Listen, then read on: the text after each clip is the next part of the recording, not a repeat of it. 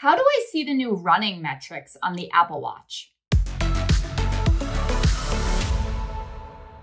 Hi, I'm Angela Muschiarotolo, Senior Analyst at PCMag.com. Today I'm going to show you how to see the new running metrics that are rolling out as part of watchOS 9 on your Apple Watch. This includes running power, vertical oscillation, stride length, and ground contact time. So let's check it out. To start, press the Digital Crown home button and tap into the workout app. It's this one right here. Scroll until you find Outdoor Run and tap the three-dot button in the top right corner.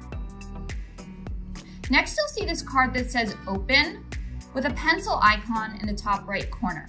Press the pencil. Next, press Workout Views, and then press Edit Views.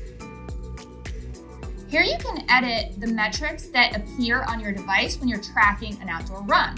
So you want to scroll down to this Metrics 2 card, which includes stride length, ground contact time, and vertical oscillation. Make sure it's toggled on. Scroll down again,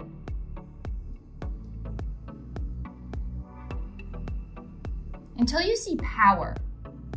And make sure that include toggle is on. Now we're gonna start tracking a workout. So I'll show you where to see the metrics. So start an outdoor run just like normal. You'll see the countdown timer right there. All you have to do is scroll the Digital Crown to see the other views you have enabled.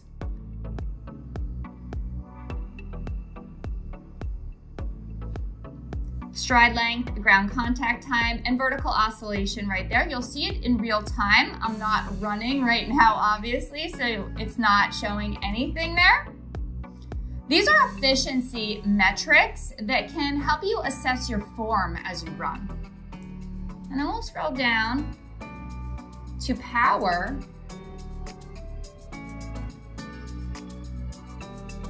Again, you're not gonna see anything there now, but this is a metric that's measured in watts, and it's a measure of your speed and incline. And it can give you an idea of your effort as you run. Hope that helped. For more tips, reviews, and tech news, go to PCMag.com.